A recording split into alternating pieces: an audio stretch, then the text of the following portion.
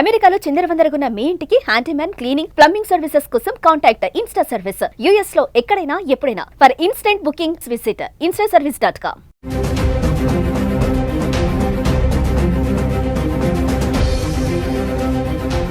నమస్తే, welcome back to Suman TV. ప్రస్తుతం మనతో పాటు ఉన్నారు consumers affairs committee chairman Mandadi Krishna Reddy గారు.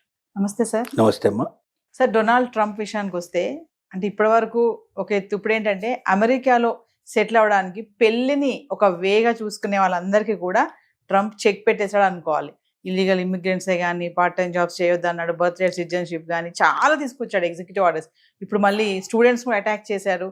మళ్ళీ ఇప్పుడు వచ్చేసి ఏంటంటే పెళ్లి అంటే అమెరికా సంబంధాలు వస్తున్నాయి కదా, అమెరికా సంబంధం చేద్దాం అనుకునే, అమెరికా అబ్బాయిని చేసుకోవాలనుకునే వాళ్ళందరికీ కూడా ఇలా పెళ్లి మార్గాన వచ్చి సెటిల్ అయిపోతున్నారు అనుకునే వాళ్ళకి కూడా చెక్ పెట్టేశారు ట్రంప్.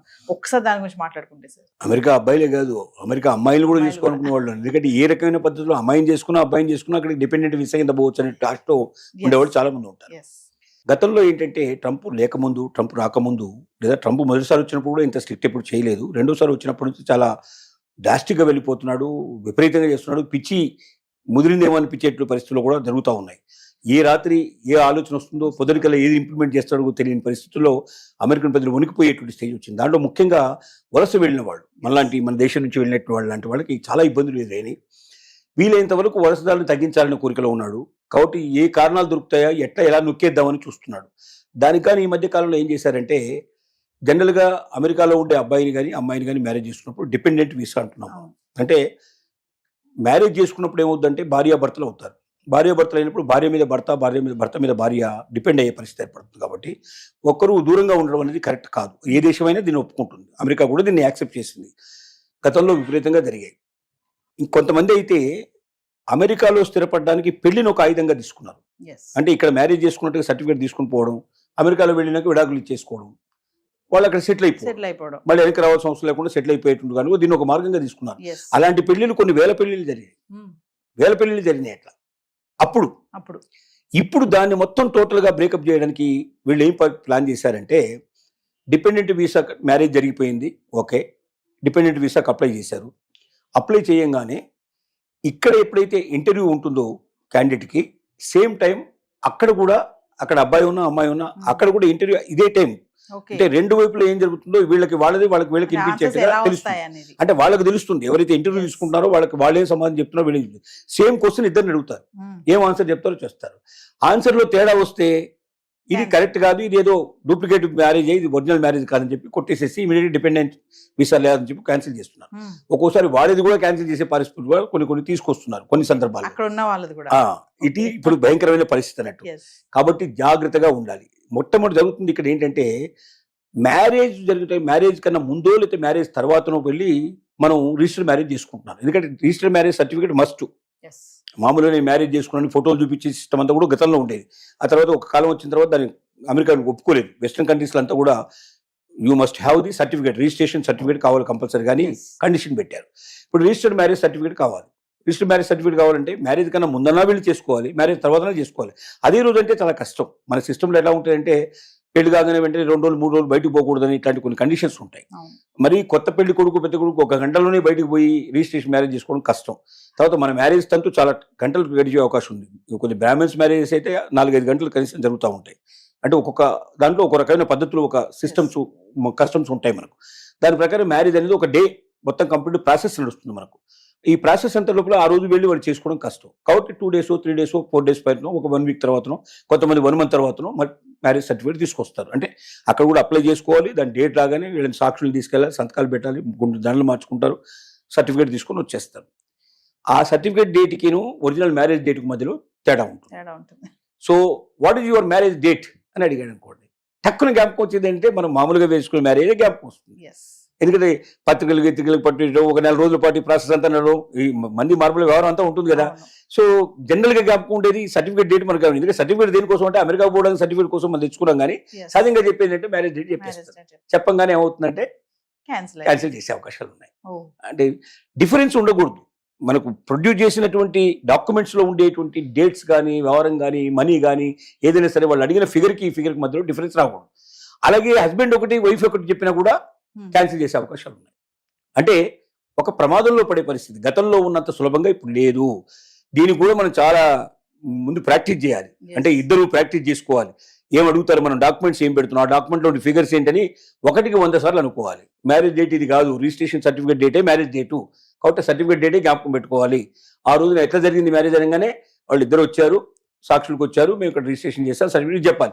అంతేగాని పెళ్లికి 100 మంది వచ్చారు, బాగా జరిగింది, మంచి భోజనాలు పెట్టాము అని ఇవన్నీ ఎందుకంటే ఆ మ్యారేజ్ మనకు జ్ఞాపకం వస్తుంటుంది.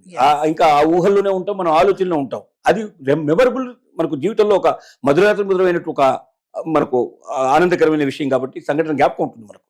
సో ఇలాంటివి ఇండియన్స్ చాలా తప్పులు చేస్తున్నారు. ఈ తప్పుల వల్ల ఇప్పుడు బాగా దొరికిపోతున్నారు. ఒక్క 4,000 వీసాలు సుమారుగా ఈ మధ్య కాలంలోనే డిపెండెంట్ వీసాలు క్యాన్సిల్ అయినట్టుగా తెలుస్తున్నారు. 4,000 అంటే మీరు ఎంత గణనీయమైందో మీరు తెలుసుకోవచ్చు. ఒక సంవత్సరం మొత్తం తీసుకుంటే ఇంకెన్ని అవుతాయో కూడా మనకు తెలియని పరిస్థితి. అంటే ఒకప్పుడు ఏంటంటే మ్యారేజ్ అయ్యిందంటే సహజంగా ప్రాబ్లమ్ ఉండేది కాదు. మ్యారేజ్ సర్టిఫికేట్ ప్రొడ్యూస్ చేసేస్తే ఏదో పేరుకు ఒక 2-3 ప్రశ్నలు అడిగేవాళ్ళు, పంపించేసేవాళ్ళు. అంటే ఇట్స్ డెఫినెట్గా మ్యారేజ్ అయితే 100% వస్తుంది సర్టిఫికేటు అని నిర్ణయం. అందుకే ఏంటి, కొంతమంది 3 రోజుల్లో మ్యారేజ్ చేసుకుని వెళ్ళిపోయిన వాళ్ళు ఉన్నారు. 3 డేస్లో మ్యారేజ్ చేసేసుకొని సర్టిఫికేట్ తీసుకొని తర్వాత తను వెళ్ళిపోతాడు, తర్వాత వైఫ్ వచ్చేటట్టుగా ఏర్పాటు చేసుకున్నారు. లేదా అదే రోజున వారం రోజులు, 10 రోజులు, 15 రోజులు దొరికిన వాళ్ళైతే అదే రోజున ఇద్దరు కలిసి వెళ్ళిపోయిన సంఘటనలు కూడా మనకు ఉన్నాయి. విశాఖ అప్లై చేసుకుని వెళ్ళిపోయిన సంఘటనలు ఉన్నాయి. కానీ ఈ రోజున ఆ పరిస్థితి లేదు.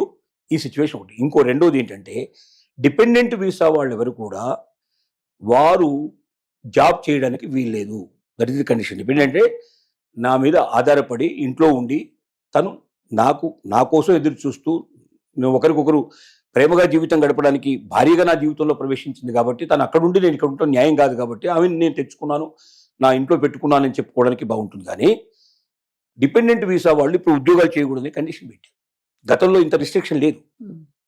చదువుకోవాలంటే కూడా మళ్ళీ దానికి సపరేట్గా దానికి ఒక సిస్టమ్ అంతా కూడా ఉంది. దానికి అప్లై చేసుకోవాలి, వాళ్ళు యాక్సెప్ట్ చేస్తారు చేయడం. తెలియకుండా, ప్రభుత్వానికి తెలియకుండా ఉద్యోగం చేసినా, లేకపోతే చదువుకున్నా, లేదా ఏదైనా ఇంట్లో చేసే వ్యాపారాలంటూ మొదలుపెట్టినా డిపెండెంట్ వీసా వెంటనే క్యాన్సిల్ అయిపోతుంది. వెంటనే ఫ్లైట్ ఎక్కిచ్చేసి పంపించేస్తారు. ఇలాంటి డేంజర్ ఉంది. కాబట్టి దీన్ని దృష్టిలో పెట్టుకుని ఇకపైన భవిష్యత్తు లోపల మ్యారేజ్ అయితే నేను అమెరికా వెళ్ళిపోయినట్టు అనుకునే వాళ్ళది లేదు. కాబట్టి పెళ్లికి కూడా చాలా జాగ్రత్త పడాల్సి వస్తుంది. సపోజ్ వాడు తప్పు చెప్పారనుకోండి, మళ్ళీ నెక్స్ట్ వీసాకి 6 నెలలు, సంవత్సరం టైం తీసుకుంటుంది. అప్పటిదాకా మళ్ళీ అప్లై చేసుకునే అవకాశం లేదు. అంటే సంవత్సరం కాదు దూరంగా ఉండాల్సిన పరిస్థితి ఏర్పడుతుంది.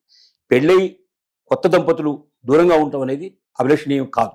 ఎందుకంటే ఆ కొత్త రోజులు, ఆ కొత్త మోజుల్లో ఉండేటువంటి ఆనందం, సంతోషం తర్వాత ఉండదు. వాస్తవం చెప్పాలంటే అవే ఎప్పటికీ జ్ఞాపకం ఉండేవి. ఎప్పటికీ అసలు నిజంగా వివాహ బంధాన్ని నడిపించే రోజులు కూడా ఆ బిగినింగ్ డేసే. ఆ బిగినింగ్ డేస్లో ఒకరికొకరు తెలియని వాళ్ళు వీరు ఒక ప్రపంచం నుంచి వాళ్ళు ఒక ప్రపంచం నుంచి వస్తారు. 2 ప్రపంచాలు కలుసుకొని ఒక ప్రపంచంగా మారిపోయి ఆ ఉండే దశ చాలా అనుభూతులతో కూడుకున్న దశ అది. కాబట్టి కొత్త రోజులు, కొత్త మోజులు అనేవి తర్వాత రావు. అవి జీవితంలో కురబడితే జీవితం అంతా ఒక రకంగా చప్పగా ఉండే అవకాశం ఉంటుంది. కాబట్టి మీరు ఖచ్చితంగా 100% అమెరికా వెళ్తారన్న నమ్మకంతో మాత్రం ఇవాళ మ్యారేజ్ చేసుకునే పరిస్థితి లేదు. అలా వెళ్ళాలి అంటే ఒక సుదీర్ఘమైనటువంటి ఎక్స్పీరియన్స్ కావాలి. ఇద్దరు కలిసి అనేక సార్లు మీరు ట్రయల్ వేసుకోవాలి, అనేక సార్లు ప్రాక్టీస్ చేయాలి.